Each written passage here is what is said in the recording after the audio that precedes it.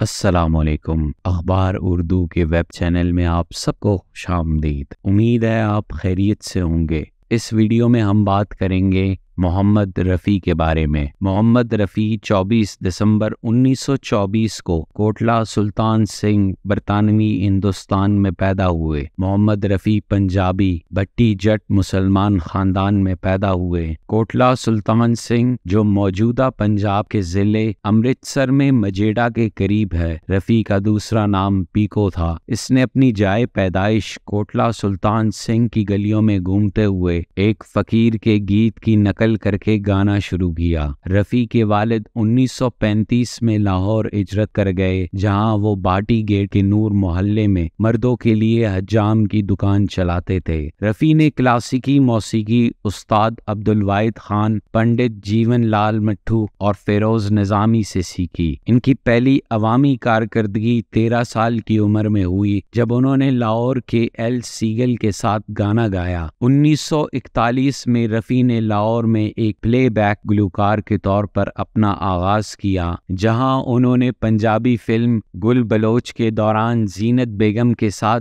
जोड़ी सोनिए नी हेरिए नी गाया, जिसमें गुलकार श्याम संदर थे। इसी साल all India radio station Lahore ने रफ़ी को गाने की दावत दी। मोहम्मद रफ़ी 1944 में बम्बई मुंतकिल हुए। रफ़ी या हमीद साहब को बिंडी बाजार के इलाके 10-10 फुट का कमरा मिला। शायर तनवीर नकवी ने मोहम्मद रफ़ी को फिल्म प्रोड्यूसर से तारुफ कराया। श्याम सुंदर का ताल्लुक इस वक्त बम्बई से था, जिन्होंने मोहम्मद रफ़ी को जीएम दुरानी के साथ जोड़ी गाने का मौका दिया। मोहम्मद रफ़ी ने फिल्म गाँव की गोरी के लिए गाना गाया। ये 1945 में मोहम्मद रफ़ी की पहली हिंदी फिल्म का रिकॉर्ड है। मोहम्मद रफ़ी ने 2 फिल्मों में भी काम किया। वो लैला मजनू में गाना तेरा जलवा जिसने देखा 1945 में आए। वो अपनी याद दिलाने को फिल्म जुगनू में 1947 में स्क्रीन पर आए। मोहम्मद रफ़ी ने नौशाद के साथ चौरस में गाने का काम किया, जिसमें मेरे सपनों की रानी केएल सीगल के साथ था। फिल्म शाहजहां में 1946 में रफ़ी ने अनमोल गाड़ी में 1947 में महबूब खान के लिए तेरा खिलौना टूटा बालक और 1947 में फिल्म जुगनू में नूर जहां के साथ एक ड्यूट यहाँ बदला वफा का गाया। पार्टीशन के दौरान रफ़ी ने इंडिया में रहने का फैसला किया और नूर जहान पाकिस्तान हिजरत करके आई और यहाँ अहमद रुश्दी के साथ प्लेबैक सिंगर बनी। 1946 में महात्मा गांधी के कत्ल के बाद हसन लाल बगराम, राजेंद्र कृष्ण और रफ़ी ने रात में गाना सुनो सुनो ए दुनिया वालों बाबू जी की अमर कहानी तरतीब दिया।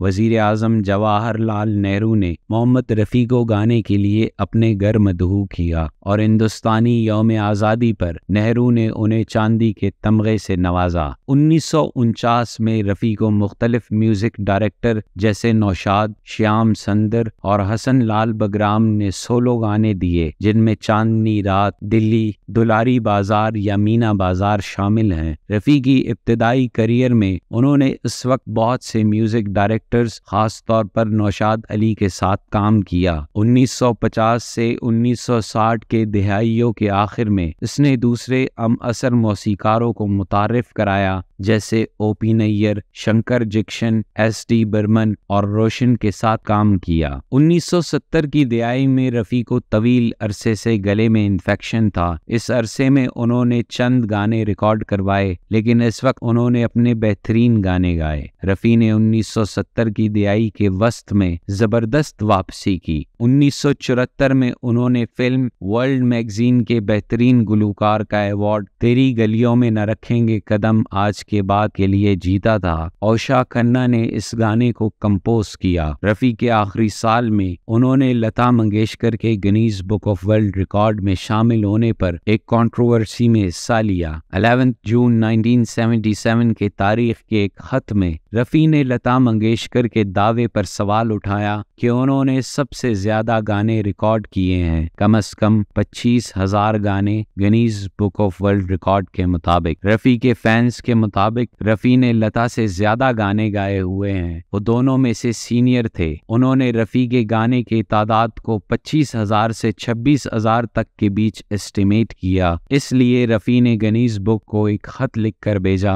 गिनीज से जवाब तलब करने के बाद 20 नवंबर 1979 की तारीख के एक ख़त में उन्होंने लिखा, मैं दुखी हूँ कि मेरी लता मंगेशकर की रिपोर्ट किए गए दुनिया के रिकॉर्ड के बारे में फिर से तज्जिया करने की दरख्वास्त नज़रअंदाज कर दी गई। नवंबर 1977 में बीबीसी के लिए रिकॉर्ड किए गए एक इंटरव्यू में रफ़ी ने दावा किया कि उन्होंने तब तक 25,000 से 26,000 गाने गाए हैं। रफ़ी के इंतकाल के बाद 1984 की एडिशन में Guinness book of world record ने लता मंगेशकर का नाम सबसे ज्यादा रिकॉर्डिंग्स के लिए दिया। मोहम्मद रफ़ी ने 1 अगस्त 1980 को दावा किया है कि उन्होंने 1944 से अप्रैल 1980 तक 11 इंडियन लैंग्वेजेस में 28,000 गाने रिकॉर्ड कराए हैं। बाद में 1991 में दोनों रफ़ी और लता के Guinness book of world record की एंट्रीज को हटा दिया गया। 2011 में लता की बहन आयशा भोसले को ये टाइटल दे दिया गया। मोहम्मद रफ़ी की वफात 55 साल की उम्र में हार्ट अटैक से 31 जुलाई 1980 को हुई। रफ़ी को जोहू मुस्लिम कब्रिस्तान में दफन कर दिया गया।